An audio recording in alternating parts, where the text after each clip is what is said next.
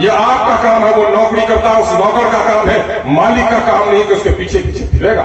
आप कहते हैं कि उनसे लिखा के लाओ, किस जगह लिखा के उनसे लिखा के लाओ?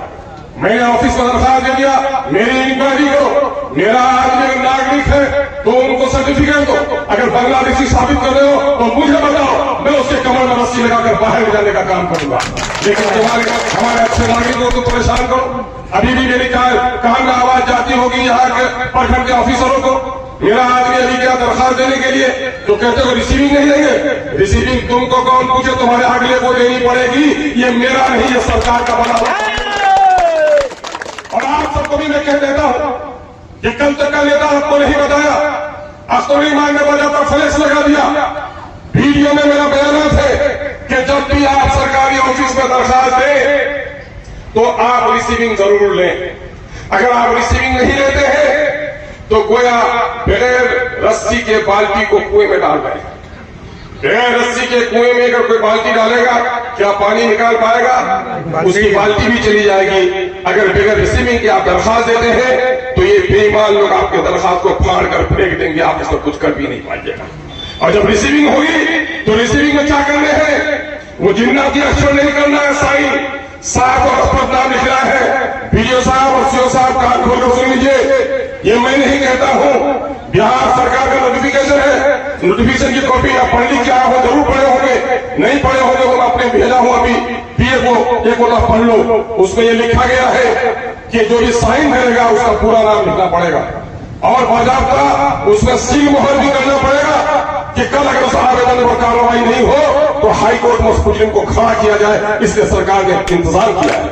लेकिन होगा क्या, जब तक आप नहीं बदलेंगे दुनिया नहीं बदल सकती।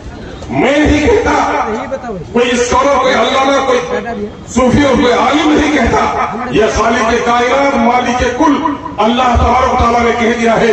मैं उलमा की पेशानियां यहाँ देख रहा हूँ, कुरान मुक़द्दस में अल्लाह ने कह दिया है, इन्नल्लाह ला युग़य्यिरु मा बिक़ौमिन हत्ता युग़य्यिरु मा बिअन्फुसिहिम। खुदा उस कौम की हालत नहीं बदलता जो अपनी हालत को बदलने के लिए तैयार। बेशक बेशक मेरे भाइयों, खुदा चाहे तो बगैर माँ बाप के पैदा कर दे आदम अलैहिस्सलाम, खुदा चाहे तो बगैर बाप के पैदा कर दे हज़रत ईसा अलैहिस्सलाम को। लेकिन ये मामूल नहीं है, ये कुदरत इलाही है। सुन्नत इलाही यही है कि शादी कर लोगे तब बच्चा होगा, वरना बगैर शादी किए हुए खाने का बाकी चादर पकड़ के भी रहोगे, तुम्हारे घर में बच्चा आने वाला नहीं। यार लेकिन लोग कुछ लोग बगैर निकाह के ही औलाद मांगता है, बगैर निकाह के ही औलाद मांगता है। मैं कह रहा हूं ऐसी तमन्नाएं छोड़ दो, लड़ना सीखो, लड़ना सीखो। मैं एमएलए बन के आया, मुझे तो कश्मीर घूमना था, मुझे जो बॉम्बे जाना था, अपने बच्चे के एडमिशन के लिए नहीं जा पाता हूं, अपनी बीवी की बीमारी में डॉक्टर यहां नहीं जा पाता हूं। मैं समझता हूं कि मैं आज बढ़ूंगा तो कल तक मुझे गोजा धमन के एमएलए खुद की हिस्से से खुदा पूछता, लेकिन आज मैं मरूंगा तो अमोर पैसा के लोगों के ताल्लुक से भी कब्र में मेरा सवाल है। यही वजह है कि मैं रातों दिन जगा रहा हूं। क्या है अकल के अंदर? तुमने नहीं देखा जब वक्त मिलाया इलाके में जगाने का काम किसने किया? सदम रावत किसने लगाई? सड़कों पर धरने किसने दिए? किशन हिंदुस्तान जलसा किसने कराया? तुम्हारी आंखें नहीं खुलती। हाँ, मैं कहूंगा कि आज मैंने सारे काम नहीं किए, सारा काम तो तुम भी जिन चाहो, तुम्हारा बाप भी नहीं कर पाएगा, सारा काम तो वक्त हाजिर नहीं कर पाएगा, सारे काम की तमन्ना रखते हो आज। लेकिन आंखें खोल कर देखो, ये खाड़ी और रसेली का लटकता हुआ पुल, अमोर पैसा के लोग कहते थे कि कुछ ना कर, खाली तीना काम करे दिलो तो कर्ज माफ। लेकिन अल्लाह का शुक्र है ये काम मेरे पार्लियामेंट इलेक्शन से पहले होना था, लेकिन एक गहरी साजिश के तहत उस काम को रोकवाया गया कि इस काम के हो जाने से अख्तर ईमान जीत जाएगा। मैं हार गया हूं, मुझे गम नहीं। 94,000 वोट मुझको यहां से मिले थे, मुझे 53,000 में पहुंचा दिया। कल मेरी जमानत जब्त करा दीजिए, मुझका गम नहीं है। मुझे गम तो इस बात का होगा कि मैं अपने फर्ज में कहीं कोताही नहीं बरतूं। जब तक मुझे आपकी जमानत है, मैं आपकी कल खुदा की कसम में देता हूं कि जो लोग आएंगे उन लोगों के दरमियान में अहल होगा। अपने ज़मीर से पूछना, अपने अंदर के इंसान से पूछना, खुदा का खौफ होते हुए देखना, उन लोगों में मैं अहल हूंगा तो मेरे भाइयों मुझे वोट देकर मदद करना। और मुझे उन लोगों में अगर मैं कमजोर होऊंगा, बेईमान होगा, नाकारा होगा तो खुदा की कसम मुझे वोट मत देना।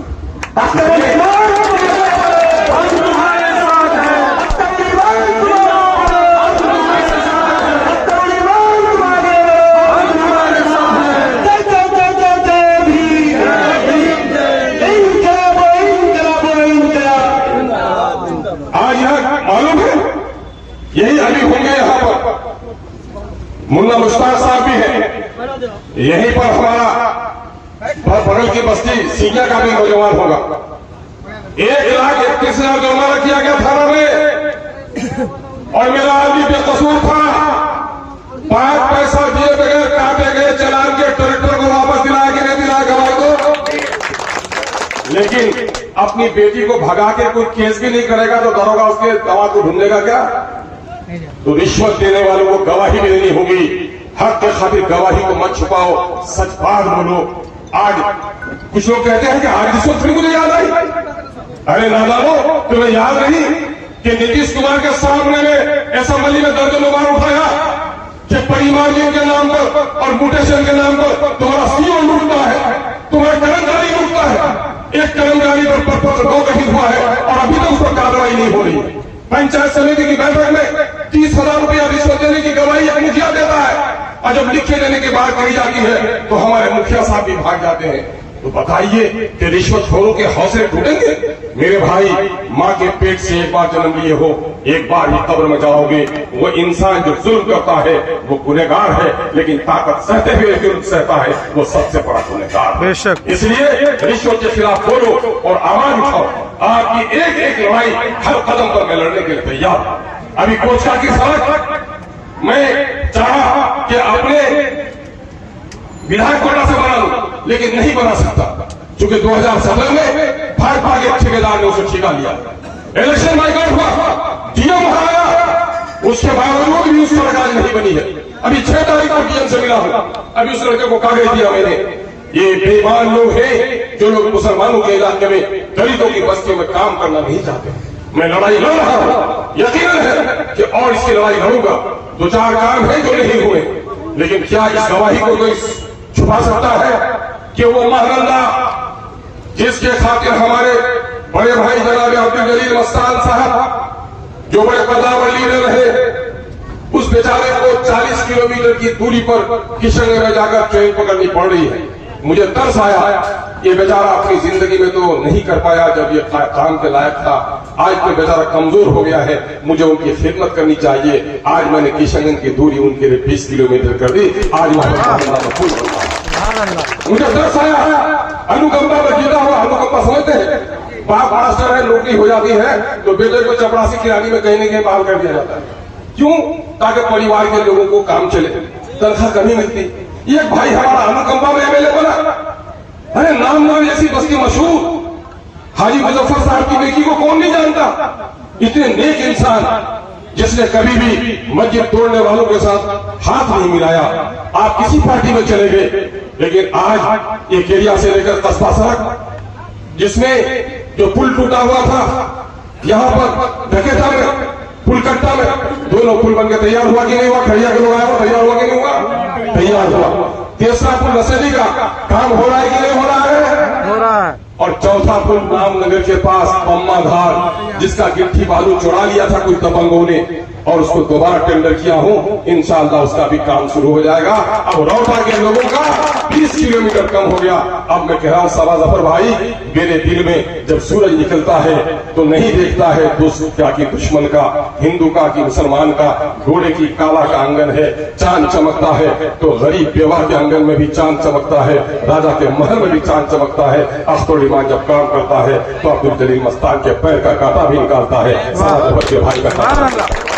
यही अब्दुल जलील मस्तान भाई के गांव कट रहे थे, वहां के लोग आए और हमको कहने लगे, एमएलए साहब हमारे तो वोट जाए नहीं, हमारा मस्तान साहब बसे हो तो काम नहीं करो। मैंने कहा लोग वोट दिए हो या नहीं दिए हो, इलेक्शन के दिनों में मैंने कहा है, ए नौजवानों कान खोलकर सुन लो, आज मेरे कारवां में चल रहे हो, भूखे हो, प्यासे हो, अपना पेट्रोल जला रहे हो, अपने घर से खा के आए हो, मेरे लिए कुर्बानी दे रहे हो, लेकिन कल मैं जीत जाऊंगा। गलत काम की पैरवी करने के लिए कहोगे तो मुझसे मायूसी हो सकती है। मैं गलत की पैरवी अपनों की भी नहीं कर सकता। और मेरा दुश्मन भी है, मुझे वोट नहीं दिया है, मुझको गालियां भी उसने दी है। अगर वो हक पर होगा तो अख्तर ईमान उसका साथ देगा। तुमने वोट दिया कि नहीं दिया, मैं तुम्हारा काम करूंगा। 1 करोड़ से वहां उसकी बस्ती को बचाया जाए। भाई क्या गवाह है यहाँ पर? क्या बरकटा में, कदमा में, हजरिया में, बिजलिया में क्या इस तरह का काम कभी हुआ था? कभी बरसात के दिनों में कोई एमएलए निकल कर गया, मैं बरसात को सैलाब में अफसर घबरा रहे थे, मोटर बोट मंगवाया, इंजीनियर को बैठाया और शादीपुर से लेकर बाईसी तक जाकर के सारे कटाव का निरीक्षण करवाया। ऊपर ले जाकर WRD के ज्वाइंट कमेटी को लेकर आया और तीनों नदी का सर्वे करवाया, कंकी का भी, परमान का भी, महानंदा का भी, और ये बड़ी परियोजना बन रही है। इस वक्त कम से कम 10 से 12 करोड़ रुपए का काम हो रहा है। हरिया से है मास्टर साहब चले गए शायद, हरिया गांव का कटाव कभी इस मजबूती से नहीं हुआ। आज जाकर देखिए हरिया गांव का बटाने का काम हो रहा है। अभी अंधेरा टोली में जो भीषण कटाव हुआ है, करोड़ों रुपए लोगों ने ठगा है। सरकारी अमले की बेईमानी जो नीतीश कुमार के जमाने में बढ़ी है, अभी भी वो काम आगे होने जा रहा है। मेरे भाई, एक बाप के 4 बच्चे हैं, ईद में 2 बच्चे का कपड़ा खरीद पाता है तो किसी की लुंगी, किसी की गंजी, किसी का कुर्ता मुकम्मल नहीं हो पाता। 4 बीघा में घर है तो 1 बीघा में बिल्डिंग उठाता है, 1 में फूस है, 1 में टीन है। बैकवर्ड सब काम नहीं हो सकता, क्योंकि 1-2 काम नहीं। नई गाड़ी खरीदे तो दौड़ाइए, लेकिन 30 साल से जो ट्रैक्टर दरवाजे में पड़ के जंग लग गया हो, उसके चक्के को घुमाना बहुत मुश्किल काम है। वो तो जंग आलू ट्रैक्टर पर मैं दौड़ा रहा हूँ, और अमोल वैसा में यहाँ के मसले पर कभी बात ही नहीं हुई। नेता को पूछा गया कब पुल बन नहीं, बोले क्या बोले सरकार ले रहा पैसा चेक, मुझे पुल बनिया गए, तुमने नहीं समझे कि पुल बन जाने बंगाल से चोर लोग में। लेकिन उसको ये नहीं सुझा कि पुल बन जाने से मेरी बेटियां बस्ता लेकर स्कूल जाएंगी, मेरी माँ बीमार पड़ेगी तो वक्त पर हॉस्पिटल पहुंच जाएंगी। ये नेगेटिव हो। जब तक कल कोई बोलता था तो कहना क्या बोले से कहा कटा रहे, जो बच्चा बोलना भी चाहता था चुप हो जाता था। लेकिन याद है आपको, यही जल से मैं आया था, एक आलिम दिन अल्लाह उसको बरकत अता फरमाए, मौलाना नौमान साहब गलती से हमको टोके, मैंने गाली दी उसको, मैंने शुक्रिया अदा किया और उनका जवाब दिया तो बेचारे मुतमईन हो गए। मैं तो कहता हूँ बोलो, टोको। एक मोमिन को दूसरे मोमिन का आईना होना चाहिए। मोहसिन इंसानियत ने कहा है, आईना को रोज देखते हो कि मुंह में कोई दाग तो नहीं है, लेकिन जब कोई टोकता है तो तुम नाराज हो जाते हो। तुमको चेहरे के दाग की फिक्र है, आईना देखते हो। अगर किरदार के दाग की फिक्र है तो लोगों को टोकने की इजाजत दो। अख्तर जमान लोगों को टोकने की इजाजत देता है, मुझे टोको, तुम्हारे टोकने से मुझे इस्लाह हो जाएगी। मेरे भाइयों, मुटेशन के नाम पर यहाँ पर दर्जनों मुटेशन है जो बगैर रिश्वत किए हुए हैं, और हजारों मुटेशन है जो लोगों ने रिश्वत दिया है। लेकिन रिश्वत देने वाला आज भी मैं कहता हूँ, मैं आखिरी तब तक आपके लिए लड़ूंगा, लेकिन ये मुल्क कागज और कलम से चलता है। आपकी शिकायत आप आते हैं दोनों कैसे क्या कहेगा, रिश्तेदार है कोई, ससुराल है, खाला का घर है, मामू का घर है, आए पता नहीं जब भी आइए। एक मुटेशन का टाइम भी लग रहा है। आज मैंने अभी पिटीशन लिखा है, आपका आरटीपीएस के तहत 10 दिन के अंदर में आपके आवेदन की पावती, आपका आवेदन का के मुताबिक आपको प्रमाण पत्र मिलना चाहिए, लेकिन नहीं मिला। गए थे हम दोनों, अरे गए थे तो कोई गवाही छोड़ के आए, यहां लिखो, जब भी आवेदन लिखो। और मैं अफसरों को कह देता हूं, मेरे लोगों का आवेदन सही है तो उस पर कार्रवाई कीजिए, अगर गलत है तो उस पर टिप्पणी दीजिए, गलत आया है उसके गदाल खाने में फेंक दीजिए। लेकिन मेरे लोगों के आवेदन को आप तड़खाइए मत। अभी आरटीपीएस में रिश्वत थोड़ी करना था। मैं कौन और उनके अजीजों को शाबाशी देता हूं कि दूसरा एमएलए होता तो पैरवी करता। मैंने कहा उस आलिम पर कार्रवाई होनी चाहिए, उसको बरतरफ करने का काम किया गया। आप उठिएगा तो इनकलाब आएगा, आप सो जाइएगा तो आपके घर को लूट कर लोग लेके जाएगा। आपको नींद की गोलियां खिलाई गई है, आप नींद की गोलियां खा के सो गए हैं। आज तो ईमान जगाने के लिए आपको आया है, और अल्हम्दुलिल्लाह आज आप जग गए हैं। इस बात की अलामत है कि ये अमूर की चाहने वाली बलों की गवाही दे रही है कि कभी भी आवाम के इशू पर कभी इस तरह का हंगामा खे जलसा यहाँ पर किसी ने करने का काम नहीं। ये आप, इसलिए मैं आपको यकीन दिलाता हूँ। अभी एक नौजवान ने देखा कि सर को तो रोका गा रहा हूं। अरे मेरे भाई, तुम तो आज ढूंढ रहे हो रोपा गाड़ने के लिए, सड़क तुमको नहीं मिलती है। जब अख्तरुल आया तो 50 सड़कें इस तरह की थी।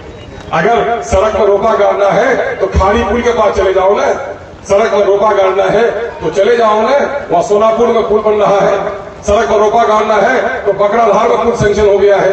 सड़क में रोपा गाड़ना है तो नंदनिया का पुल सेंक्शन हो गया है। सड़क में रोपा गाड़ना है तो आमगाछी का पुल सेंक्शन हो गया है। और बेशुमार लगभग 50 सड़कों का भी शिलान्यास करने जा रहा है।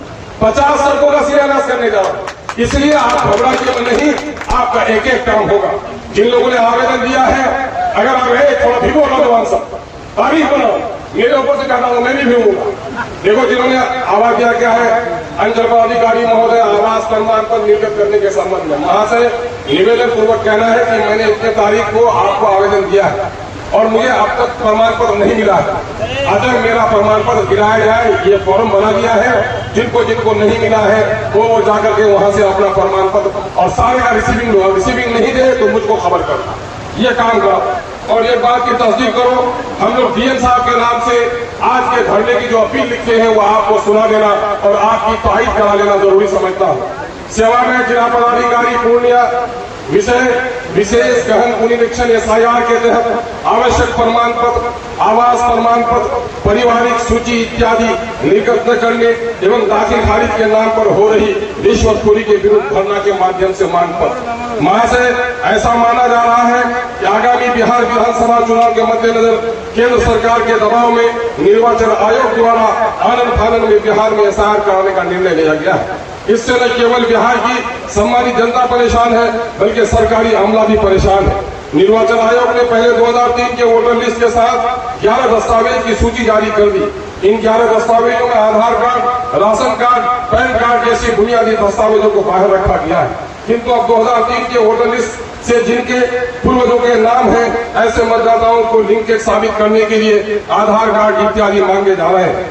अब इसमें विडंबना यह है कि कोई BLO कहता है आधार कार्ड हम नहीं ले सकते, चुनाव आयोग इसकी मान्यता नहीं देता है। आपके माध्यम से इस भ्रम की दूर करने की जरूरत है। साथ ही समय के अभाव में पहले मतदाताओं से इम्यूनिलेशन फॉर्म जमा करने के लिए ड्राफ्ट रोल के प्रकाशन के बाद अब दस्तावेज की मांग की जा रही है। स्थिति यह है एक प्रखंड में जाति, निवासी, पारिवारिक सूची इत्यादि के लिए 20 से 25 हजार आवेदन लंबित पड़े हैं। इसका निपटारा नहीं हो पा रहा है।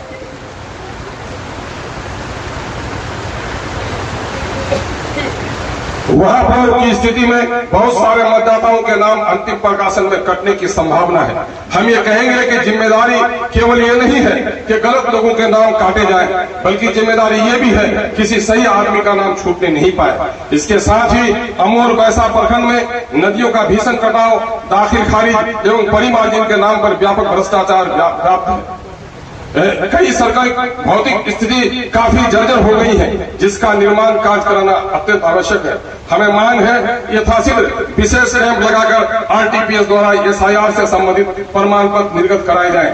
यदि 20/8/2025 तक लंबित प्रमाण पत्रों को निर्गत नहीं किया गया तो हम सब प्रखंड मुख्यालय में आमरण अनशन पर बैठने के लिए बाध्य होंगे। आमरण अनशन समझे क्या समझ लो है? भूख हड़ताल समझे सर, भूख हड़ताल। अगर आपका सर्टिफिकेट नहीं मिलेगा, कितने लोगों को नहीं मिला है प्रमाण पत्र? हाथ उठाइए। आप लोगों को प्रमाण पत्र नहीं मिला है, इसके हमारे आज जगे हुए लोग हैं। आज साहब ये कागज हाथ से दीजिए, RTPS का जो फॉर्म मिला है उसका नंबर लगाकर दरखास्त दीजिए और 20 तारीख को यहाँ पर धरना पर बैठेगा इंशाअल्लाह। तो इनकलाब जिंदाबाद, हमारी मुख्य मांग क्या है? वर्ष 2003 के मतदाता सूची से लिंकेज स्पष्ट करने के लिए Aadhaar card, PAN card, ration card की वैधता को स्पष्ट किया जाए। जाति, निवासी इत्यादि लंबित दस्तावेज निर्गत करने के लिए विशेष कैंप लगाई जाए। दाखिल खारिज एवं परिवारियों के नाम पर हो रही रिश्वतखोरी पर रोक लगाई जाए।